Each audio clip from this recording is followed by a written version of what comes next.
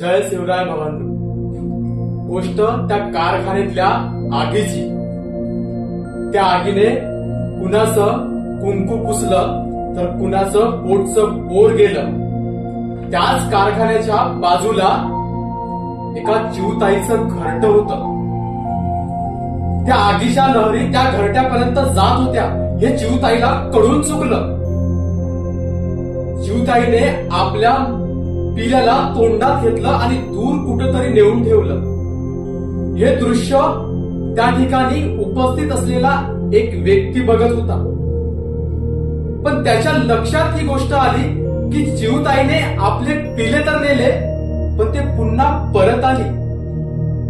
परत का बरं आली असावी? बाजूला एक तलाव होता. चिवताई त्या तलावामध्ये गेली आणि त्या तलावातला पाणी चोचीमध्ये घेतलं आणि त्या आगीवर टाकू लागली.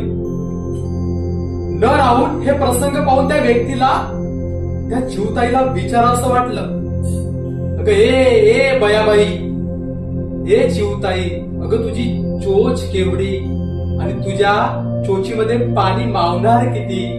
आणि खरंच या तुझ्या प्रयत्नाने ही एवढी मोठी लागलेली जी आग आहे ते विझेल का ग?